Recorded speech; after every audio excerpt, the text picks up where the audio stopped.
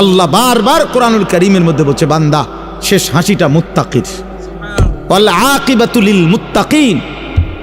এই যে কোরআনের আয়াত, এই কথা আল্লাহ বারবার বলছে, ফাসবির ইন্নাল আকিবাতা লিল মুত্তাকিন। আল্লাহ বলছে, বন্ধু একটু সবর করেন, আমি আল্লাহ বললাম শুভ পরিণাম, উত্তম পরিণতি মুত্তাকিদের জন্য।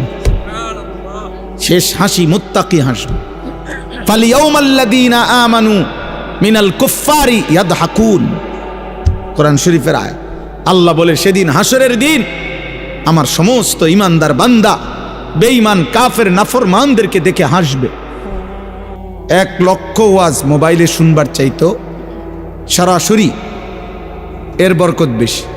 এই চোখের দিকে চোখে তাকাইলে এর দ্বারা ফায়দা হয়, মানুষের পরিবর্তন, আখিরাতমুখী পরিবর্তন, শুধু শব্দ দিয়ে না, শুধু আওয়াজ দিয়ে না। নারে তো শব্দ তো ঘরে থেকে মাইকের আওয়াজ শোনা যায়, তাহলে আর এখানে আসার কি দরকার? এই জন্য আমাদের বুজুর্গানে দিন বলে, দিন হোতা হে বুজুর্গো কি নজর সে ফায়দা। আল্লাহর প্রিয় বান্দাদের চোখের বরকতে মানুষের মধ্যে দিন আসে, আখিরাতের ফিকির আসে। কিছু জানা এক বিষয়, কিন্তু নিজের জীবনে আমল করা এটা ভিন্ন বিষয়। এমনিতে ইসলামের কোরআন সুন্নাহর অনেক কথা অনেক পণ্ডিত অনেকেই জানে।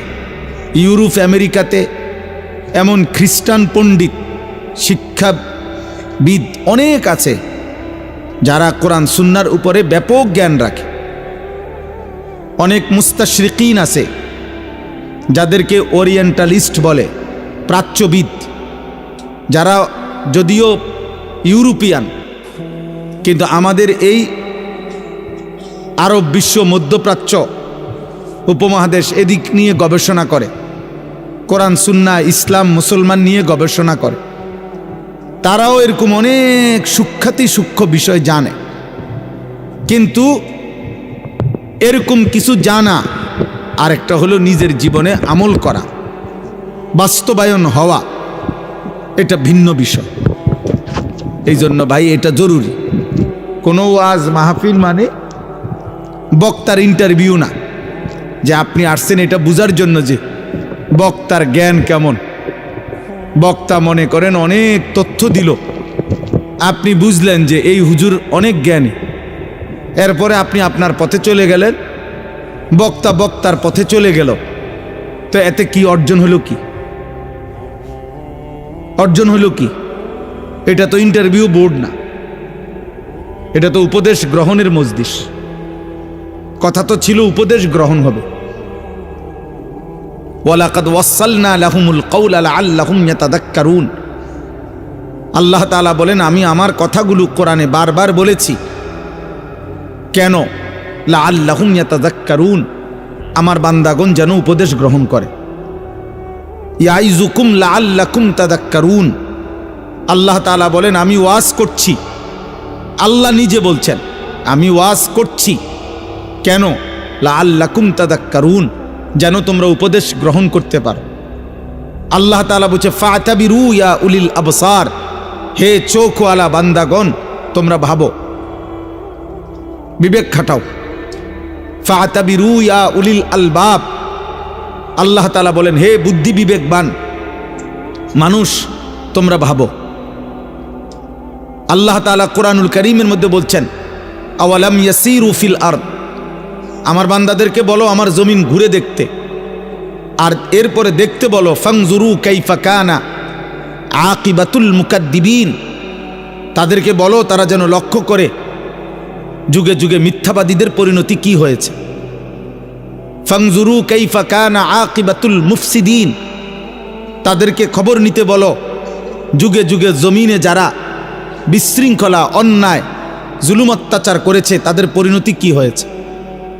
ফানজুরু কাইফা কানা আকিবাতুল মুনজারিন, আল্লাহ বলছে খবর নাও যুগে যুগে যাদেরকে আমি আল্লাহর নবী দিয়ে, আমি আল্লাহ নবী রসুলের মাধ্যমে আল্লাহর ভয়, আখিরাতের ভয় দেখাইছি, অথচ গ্রহণ করে নাই, তাদের পরিণতি কি হয়েছে।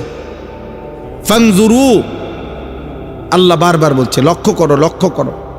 বান্দা খেয়াল করো, কাইফা কানা আকিবাতুল লাযীনা মিন ক্বাবলিহিম, আল্লাহ বলছে লক্ষ্য করো তোমাদের পূর্ববর্তী পেছনের মানুষগুলোর পরিণতি কি হয়েছে।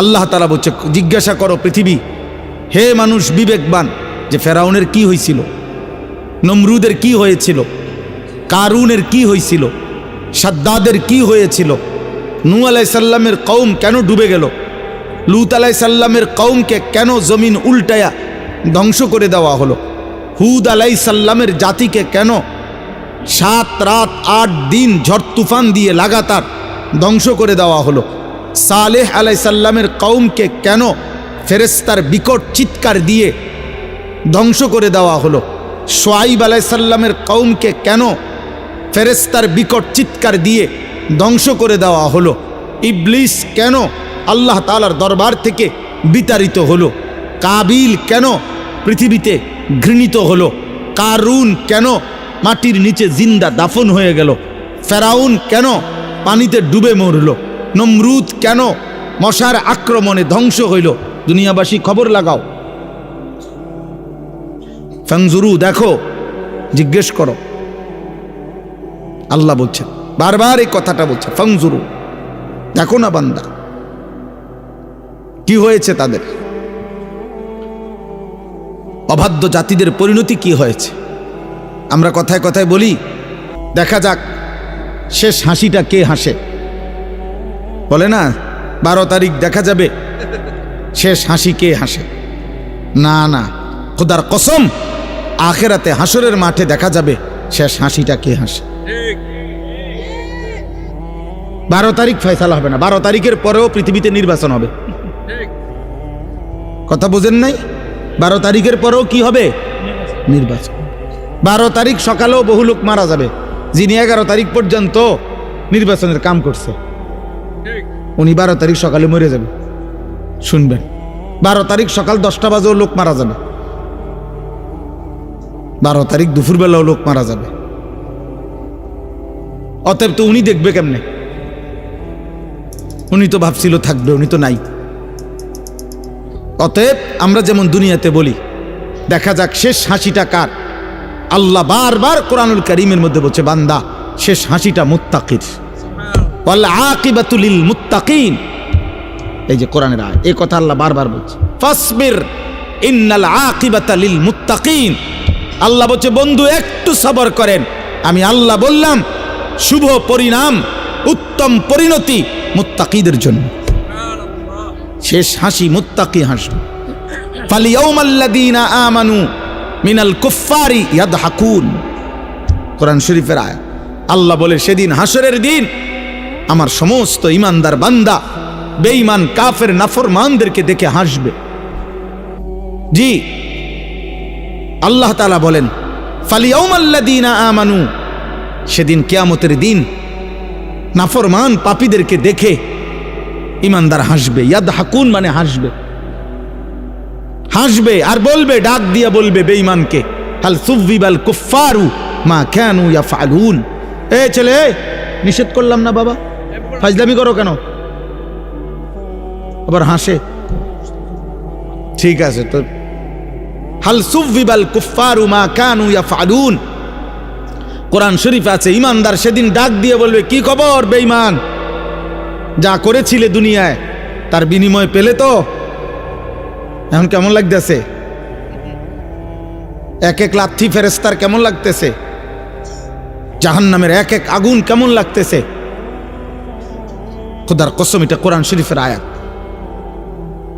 সেদিন ডাকবে, কোরআন শরীফ আছে, ইমানদার জাহান্নামীকে ডাক দিয়া বলবে, আফামা নাহনু বিমাইয়িতিন।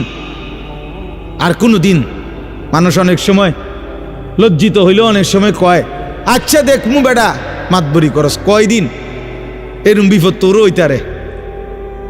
হ্যাঁ, না আমি একটা ফেসে পড়ছি দেখি একেবারে হাসরে।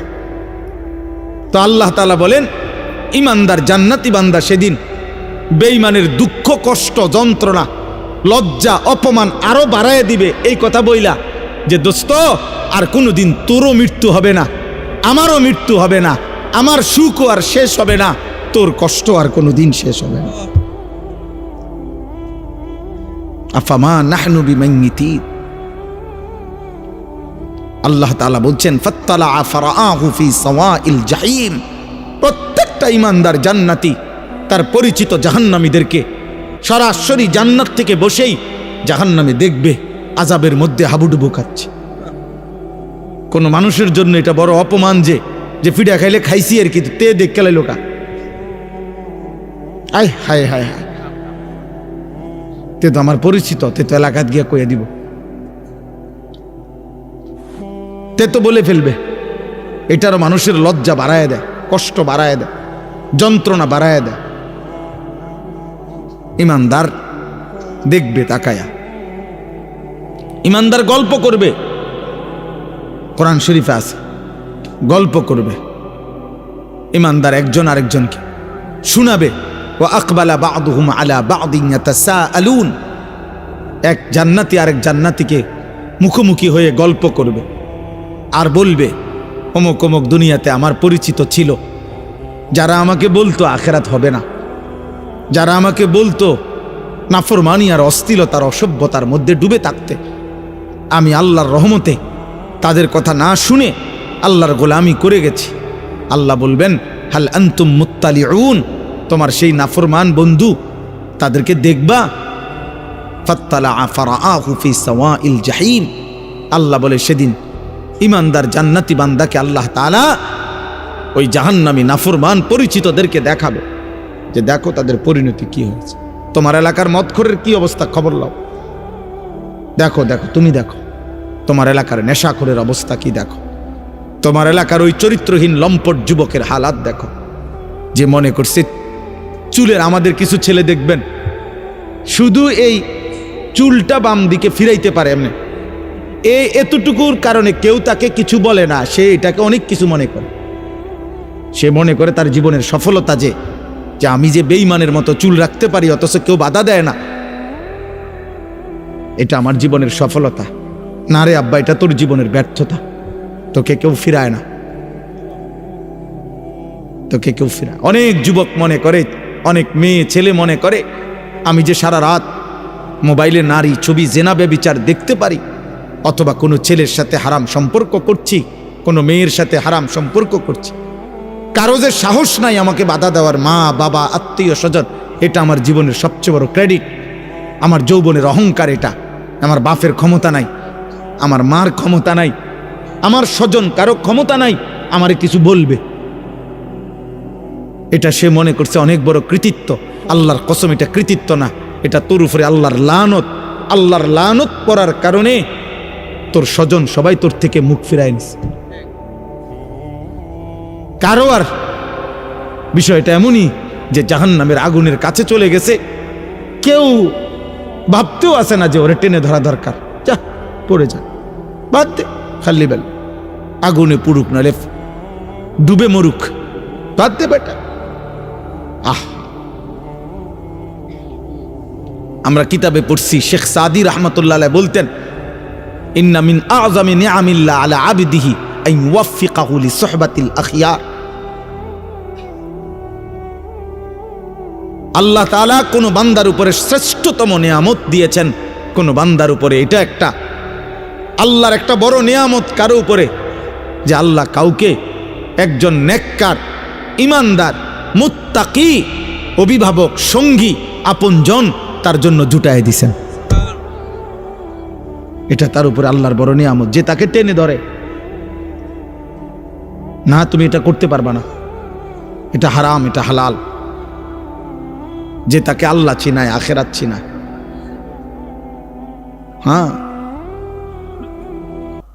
এবং তিনি বলেছেন ওয়া ইন্না উকুবাতাহু আলাইহি, কোন মানুষের উপরে আল্লাহ তাআলার একটা দুনিয়াবী শাস্তি,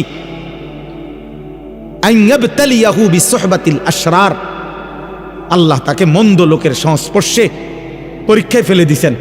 আহারে এবার জানি সে বাঁচে কিনা, কারণ যার লগে সে চলতে শুরু করছে হয়তো তারে জাহান্নামে নিবে। এই নেশাখোরের লগে থাইকা সে আল্লাহ পাবে কেমনে? এই জুয়ারির লগে থাইকা সে আল্লাহ পাবে কেমনে? এই উলঙ্গ ছবি দেখনেওয়ালা এই বখাটে যুবকের সাথে চইলা আহারে ও আল্লাহ পাবে কেমনে? এই বেপর্দা বেহায়া বেশরম মেয়ে এত প্রেমের ফাঁদে পেলে তার জীবন যৌবন অর্থ সম্পদ শক্তি সামর্থ্য সব শেষ করে একদিন তো তারে পথের ফকির বানায় দিবে, ফকির বানায় দিবে। এটা কোনো মানুষের উপরে আল্লাহর শাস্তি, যাকে আল্লাহ তাআলা কোনো মন্দ লোকের সংস্পর্শে পরীক্ষায় ফেলে দিছে। আইয়াবতালিয়াহু বিসহবাতিল আশরার। এজন্য দোস্ত, এটা বহুত বড় নিয়ামত বুঝা যে আমি আল্লাহ চিনি কিনা, আমার আখিরাত মনে পড়ে কিনা। 24 ঘন্টায় যার কখনো আল্লাহর কথা মনে পড়ে না, এ তোর কেমন জীবন বেটা? তুই কিসের মুসলমান বেটা? 24 ঘন্টায় যার একটা সেজদা দিবার কথা মনেই আসে না, মনেও পড়ে না, এটা মানুষ না জানোয়ার? জিজ্ঞেস করা দরকার, বুঝেন না? এটা মানুষ না জানোয়ার? জিজ্ঞেস করা দরকার। 365 দিনে যার একবারও মনেও পড়ে না যে আমি তো মুসলমান, আমার উপরে ফজরের নামাজ ফরজ, এক বছরে, এটা কিসের মানুষ? এটা কিসের মুসলমান? কিসের মুসলমান? ভাত খায়, ঘুম যায়, পেশাব পায়খানা করতে, তো এগুলা তো সকলেরই পূরণ হয় বেটা। দুনিয়া ভোগ করে, আরে তো দুনিয়া তো জানোয়ারও ভোগ করে, দুনিয়া তো গরু ছাগলও ভোগ করে মিয়া। দুনিয়া ভোগ করে আশ্চর্য কি বলেন? থাক, পিছেই বসুন, ওনার রুগী নেই। চলেন, বলেন আলহামদুলিল্লাহ। অতএব ভাই আমার, বাবা আমার, নওজোয়ান সাথী, আমি অনুরোধ করছি, আমার প্রথম কথা এটা শুরু করলাম, প্রথম কথা এটা শুরু করলাম, দিলের মধ্যে যেন আখিরাত মনে পড়ে, মালিকের কথা মনে পড়ে, আল্লাহর কথা যেন মনে পড়ে। জীবনটা শুধুই শুধু সারাক্ষণ তামাশায় তামাশায় যেন না কাটে। আল্লাহ তাআলা কোরআনুল কারীমের মধ্যে এটা বলছেন, বান্দা ইয ক্বালা লাহু কওমুহু লা তাফরাহ ইন্নাল্লাহা লা ইউহিব্বুল ফারিহিন। অহংকার করো না বান্দা, আল্লাহ অহংকারীকে পছন্দ করেন। ওয়ালা তামশি ফিল আরদি মারাহা, জমিনে অহংকার গর্ব করে চলো না। ইন্নাকা লান তাখরিকাল আরদা ওয়া লান তাবলুগাল জিবালা তুলা। আল্লাহ বলে, বান্দা বড়াই করো না, যত বড় গর্বই করো না কেন, অহংকার করে তুমি পায়ের তালু দিয়ে কিংবা বুট জুতার শক্ত জুতা দিয়েও তো এই জমিন ফাটাইতে পারতা না, আর মাথা উঁচা করে ঘাট লম্বা করে তো পাহাড়ের সমান উচ্চতায় পৌঁছতে পারতা না। অহংকার করো কেন? এক বুজুর্গ এক যুবককে আল্লাহর পথে চলতে বলছিলেন, আর ওই যুবক বলছিল, আপনি চিনেন আমি কে?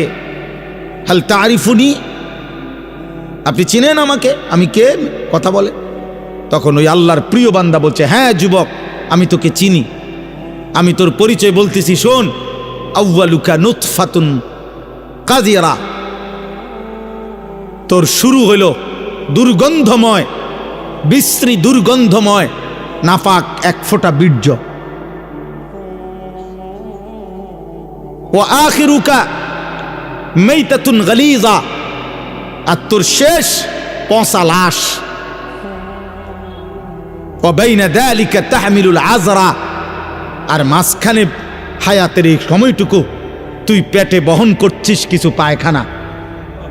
এই হলো তোর পরিচয়। কিসের অহংকার করছিস বেটা?